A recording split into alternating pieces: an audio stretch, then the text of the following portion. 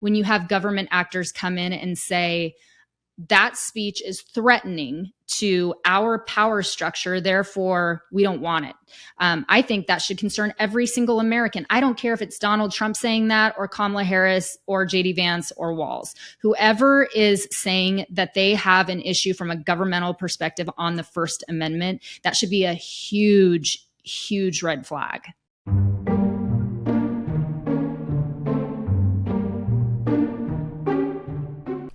All right, welcome back to Mixed Messages, where we dive into some of the changing trends in the media and specifically how journalists use different ploys to get their agenda across. Today, I have a special guest on the show. I've been wanting to bring her on for a while. This is Britt Mayer. She's the founder of Rooted Wings and the host of The Britt Mayer Show. You can find it on Spotify, X, and YouTube. We're going to dive in today to the topic of censorship. But first, I wanted to get a little bit of bio on you, Britt, and kind of what you do for work and kind of how you got into that. Yeah, well, thanks for having me. I'm excited for this conversation.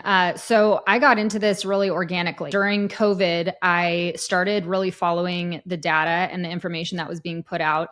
And I'm a researcher by nature. I studied poli-sci. I have journals dating back to when I was like preteen talking about world events. So it's always been something that I've been interested in, is just the changing times and keeping tabs on culture and news.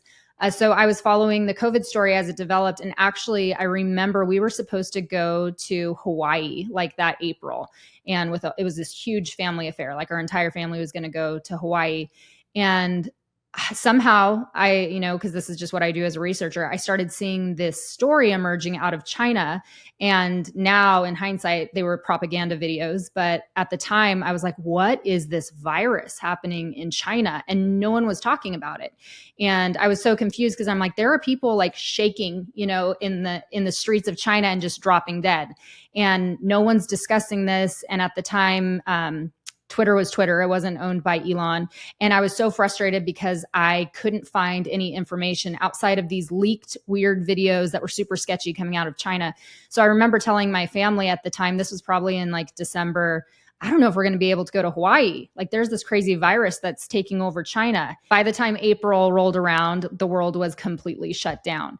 But by that point, my initial fear of this big bad boogeyman of this COVID virus, something wasn't matching up to what I was actually finding. And I just started putting out what I was finding, like the kind of the undercurrent information that went against the mainstream narrative. And at the time, I wasn't even aware of censorship being an issue. I just was putting out as much information as I could that I was trying to access on my own. And so my account at the time, I was mainly on Instagram, went from being just like this homeschooling account of maybe, I don't know, maybe I had like 25 followers, 30 followers, to exploding into now I think we have across all platforms, maybe like 350,000 followers. My account is viewed 25 million times on average weekly. I've diversified massively because of censorship. And so it was always in my veins, politics, culture, news, but then it really organically happened during COVID. Okay, so you're busy right now because it's election season and a lot happens in election season. This one, a lot is an understatement. And so as you were covering a lot of those events that took place, including the assassination attempts, plural, and the debates, your Instagram account was erased. What happened? So I had given an interview to Jesse Kelly the day after the debate between Kamala Harris and Donald Trump. So she is 100% a monster when it comes to our unborn. And I wish that Trump would have laid into that even heavier. We talk about, and I just told him that from my position as the press, as an independent journalist, I took away that once again, we're seeing a campaign where it's Donald J. Trump against the establishment machine. And the only difference this round is that the machine looks a little different. The machine looks like a Kamala Harris, but it's the same fight that it's been. And I didn't even think anything of it. I honestly just gave the interview that I was going to give. And I am very careful with not self-censoring when I give interviews. So I gave the interview. It was very raw. really unscripted. It was just from my vantage point of my takeaway of, and I made that clear. But it was heavily critical of Kamala Harris. And that video, a clip of it posted on Instagram, on Meta. I went to check in on my account to, I don't know, post something like half an hour later, and my account was completely gone. And just gone. There was one recourse where you could hit like a blue appeal button. But there was zero promise. And it was more like, we will get back to you at some point, maybe. That was it. This has been, years and years and years of work for me. I've been building my following faithfully for 10 years. And so to have it just obliterated over what clearly was a post that was critical of Kamala Harris, but wasn't hate speech. It wasn't anything that you could pin on me saying something wrong. It was just an honest, critical, journalistic perspective on a debate. And my account blew up and was gone. So that happened. I think that was on September 12th. Has that happened to you before, or is this the first time? First time being like completely kicked off Instagram. And did it happen to any of your other platforms, or it was strictly Instagram? I mean, since it's Meta, do you have a Facebook account with that too? Yeah, Facebook, I don't even know how Facebook works anymore. So it like feeds to Facebook, but I think that one got taken down. I honestly wouldn't even know. I have no idea. I will tell you too, though, I had posted on TikTok the same interview, and I like a fragment of it and a couple other little posts here and there. Just my journalism talking into culture and what we're seeing in current events. And one day I went into TikTok. This would have been just a couple weeks ago, and it was gone too. Completely gone. It just banned me for life from TikTok. So I've had, within the last month, both Meta and TikTok take me out. So these accounts don't like what you're saying. So coming back onto those accounts, did you change what you're saying? That is such a good question, because I've always been very aware of self-censorship. And in my opinion, self-censoring is much more egregious than overt censorship from the outside. So I've always kind of had this internal vow that I'm not going to self-censor, but you do have to use different language when you're using Meta than what you can use on X. It's just a reality. They're two different worlds. So I've learned to use a different language, the buzzwords that aren't going to get me canceled, or get me shadow banned over on Instagram. I don't post fully on Instagram what I do post on X or Spotify. My show doesn't post in full on Instagram because the censorship is so overt on Instagram. So I am back. I would say that what you see on Instagram from me are breadcrumbs to get you to come over to X or Substack, where I post in full, because there's no way I could post what I do on X over on Instagram. So I want to then jump into a bigger conversation on how certain political leaders and figures seem to have an opinion on this topic, an opinion that differs from yours. So I was trying to pull together a few different videos and throw them in the chat here for you to watch, and I realized that's not how Riverside works at all. So right before this interview, I compiled a short 43-second video, and so I'm gonna play it for you. Again, I threw this together a few minutes beforehand, but I want you to tell me your thoughts after you watch it on what these figures think about censorship. I think we need to push back on this. There's no guarantee to free speech on misinformation or hate speech, and especially around our democracy. Well, I frankly think that based on this and all we've seen him do before, including attacking members of Congress, that he frankly his Twitter account should be suspended. I think there is plenty of now evidence to suggest that he is irresponsible. Boosting Trump back in 2016. But I also think there are Americans who are engaged in this kind of propaganda. And whether they should be civilly or even in some cases criminally charged is something that would be a better deterrence. Okay, so, I'm not asking for an Emmy for that video, but I think it's a little bit of a snippet of what certain very big leaders in America think about censoring people on social media. What do you think about that? I actually think it was a really good clip. I want it, so you can send it to me after this interview, because I think it was really good. Okay, here's what I think. When you have government suppressing freedom of speech, it is a direct erosion of democracy.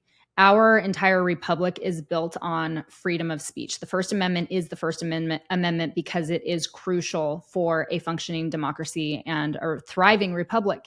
If you begin to stem from a government the freedom of accessing diverse viewpoints and differences in opinion, then you end up with what we had during COVID, where you have a mainstream narrative and everybody else are those crazy people somewhere out there that you can't even hear. You can't hear what they're saying because their voice isn't being allowed at the table. And then they get deemed spreaders of misinformation.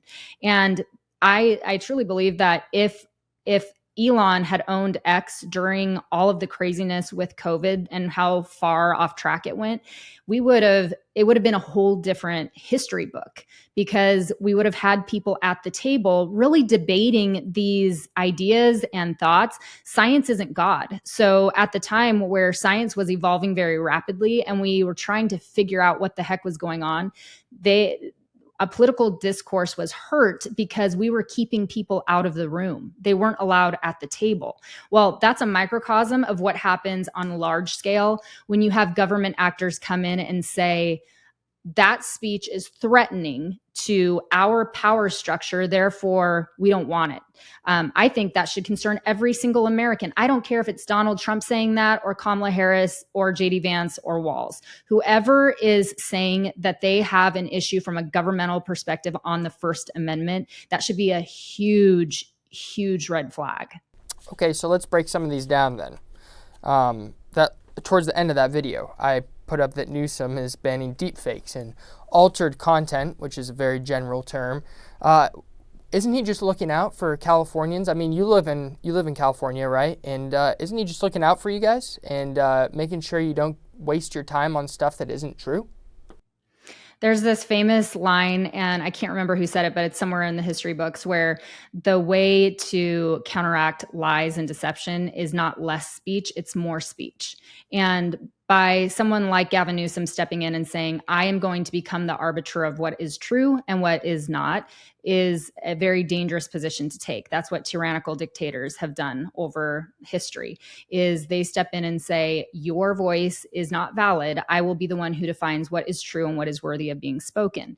That's incredibly dangerous in the American Republic. And that's why we have the First Amendment, which guarantees a right that's not given by government. It's an inalienable right. And an inalienable right means that it comes from the outside, that government didn't give it to us. Gavin Newsom didn't give it to us. Kamala Harris didn't. Donald Trump didn't. It comes from the outside, from our creator. And then government is put in place by us, by our consent, to protect that inalienable right. So as soon as you have anyone from local level all the way up step in and infringe on that First Amendment, it becomes super dangerous. And you start to see the erosion of democracy. And that allows those bad actors to remain in power, because now the voice of dissent has been hushed, which is, it's a huge threat. I think that is one of the most significant issues of our time, is the issue of censorship. Okay, so if it's one person, like Gavin Newsom, that's one thing. How about if it's a board of people, like the Department of Homeland Security makes a disinformation board? That didn't last very long. It didn't stand. What did you make of how that went about? I think any time the government comes in, whether it's one, like down here in San Diego, we had one public health official during COVID who was kind of like the arbiter of what was science and what wasn't, and what was allowed to be discussed and what couldn't be. That was one person. So whether it's that or it's a board like you had at the federal level who is infringing on what is misinformation and what is not, and you don't allow that healthy discussion in a robust society to take place, you do so much damage to the citizenry and to the republic. We were made to debate ideas. And when you lose that free flow of conversation because you have a board or you have a single entity saying you can't talk about that, it puts us all in danger. And it makes it so that we can't move forward. We can't evolve past ideas because you're not allowed to talk past those ideas. You're only allowed to talk about what they say you're allowed to talk about, which ultimately I think is a huge threat for anyone of faith in America. I mean, where if you take it to its logical conclusion, this ultimately ends with those same actors saying your faith is filled with hate speech. Therefore, you aren't allowed to talk about what you want to talk about, even from the pulpit. We saw that in Germany. Hitler stepped in and said, hey, you pastors, you can keep on preaching, but you can't preach from the Old Testament anything that has to do with the Jews. That's where this leads. And it's not alarmist to say that that's the logical conclusion, because we've seen censorship go there before. Speaking of which, we don't have to go far to see what happens when censorship gets some legs and runs away. You just go up north to Canada, and of the many examples, there's Bill C-11. Basically, the government of Canada has said that if content is not deemed Canadian enough, it will not be allowed on the internet or for us to see. This includes not just independent journalists, however, authors, music creators, content creators. And, essentially, if they disagree with anything that you put on social media or you report or you even write in a book, they can take it down, they can ban it, they can criminally penalize you. But that's Canada. This is America. You talked about the First Amendment. How is America different than any of these other countries as pertains to free speech? A big thing that sets us apart in this American experiment is that, and I touched on this a second ago, is that those in power are only in power because of the consent of the governed. And those people in power are not the kings and queens of this country. We actually, as citizens, are citizen kings and queens, and we restrain government with our Constitution, with our amendments. So we somehow have forgotten that, I think. Maybe it's not taught anymore in our public school system, but there is so much power in our citizenry. And that's what sets us apart from every other country and nation that's gone before us, is that we as individuals hold power over our governors, over our presidents and leaders, and we restrain them with our Constitution and amendments. And that's powerful, but we have to exercise it. We have to say, no, you can't restrain my First Amendment or my Second Amendment, that we give our consent to put them in charge. So when they act out of line and they become tyrants, then we have the doctrine of lesser magistrates, where we can step in and say, hey, we hold power that is lower than you, but more powerful than you. And I think that concept has been lost in America, but our canary in the coal mine is our friends up north in Canada, and seeing what's happening up there, even in the churches they're going after because of hate speech and misinformation. Well, that's coming to America if we don't begin really realigning ourselves with the power that we have as citizen kings and queens here. Just to give some handles to the viewers watching this, off the top of your head, can you think of any key moments in the next year and maybe key figures to keep an eye on that could either help free speech or threaten it? You know, you mentioned Elon Musk as a great asset in taking over Twitter. And then on the flip side, the election is probably going to play into this a lot. Yeah, I would say, off the top of my head right now, the election is going to be huge in determining which way which way are we going to go? Are we going to go a way that you might not agree with everything that's said, that your neighbor says, or I don't agree with everything Donald Trump says. I certainly don't agree with most everything that Kamala Harris says. But I would never say I don't want them to speak. Well, the inverse is true too, right? When it comes to my neighbors and my colleagues, I don't agree with everything. I have independent journalists that I love, and I radically disagree with them on some positions, but I love that they're talking about it and that we get to discuss these ideas. But the moment that is stopped because the government steps in and says, hush, no more, or arms of the government step in and restrain us from interacting on social media, which has become the free way of conversation and communication and free speech, that's a problem. So I would say this election is massively consequential for anyone who is concerned about free speech and censorship. Like I said, Elon Musk, a great asset right now for freedom of speech. I actually don't agree with him on everything. I think there's some quirky, weird things with his ideas and even like the transhumanism stuff that he's into. But I appreciate so much that he has given us X, where, like I said, it would have been so different if he had owned and run X during COVID. I appreciate that a ton. I think that looking out for Democrats right now have really sunk their teeth in the censorship issue, whether it's the trans idea, that boys can become girls. And if you say, no, they can't, then it's misinformation and hate speech. The weaponizing of lawfare against those who disagree is extremely dangerous. So as much as I don't want to make this about parties, we are seeing this remaking of the Republican Party right now under Maha, however you want to pronounce, Make America Healthy Again. We're seeing this reinventing almost of the Republican Party, which is exciting to watch. But the Democrat Party has really become this party of overt censorship, of, like you showed in that clip, this party that really wants to chill free speech. And so I think that that's what people should watch for is that issue. We're both journalists, so free speech has a lot to do with us in terms of what we're publishing. But you more so are publishing on sites that these people that are watching the show are going to be publishing on as well. So it matters to them too. It doesn't matter just to journalists. So what can we do to protect that? The low-hanging fruit would be vote. But what else can you do to challenge some of these threats to free speech? That's a good question. My encouragement to journalists, and I always try to encourage the people in my community, is my first thing is to not self-censor. If you know something is true, don't hide from the truth. Don't change your opinion publicly just so that you won't get taken down. I will say until my dying breath that a boy can never, ever, ever, ever, ever become a girl. And I don't care who that offends, because it's truth. A boy can never be a girl.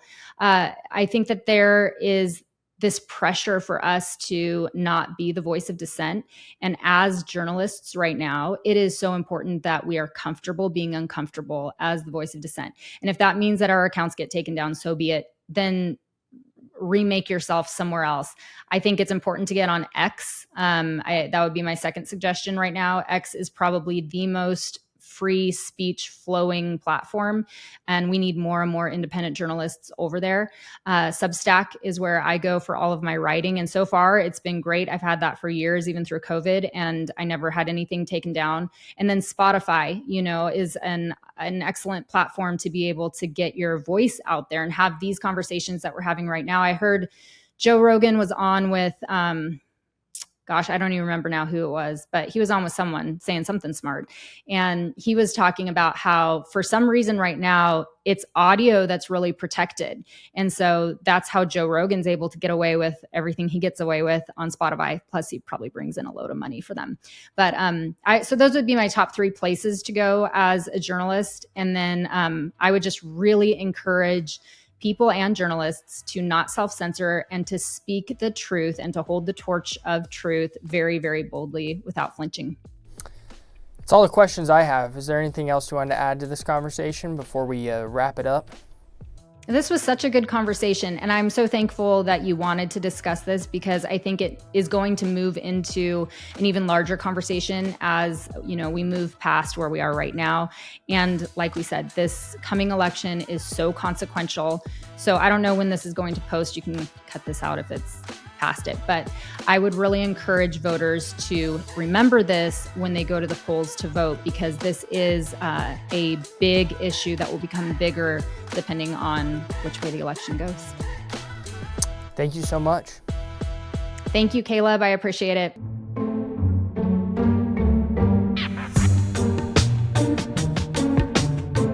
Hey, I'm Caleb Bailey. I'm a reporter with World Watch News, and we are a daily educational news program for students. Our team tackles current events and human interest stories all in one, while hopefully not leaving you stressed out. Along with these videos on YouTube, we have a full 10-minute show. And if you go to worldwatch.news/YouTube24 and use the code YouTube24, that's all caps YouTube24, you'll get the first month for free. So, if you like what we're doing here, try out our full news program. 10 minutes, 5 days a week. Just use the link in the code and we'll see you over there. Thanks for watching.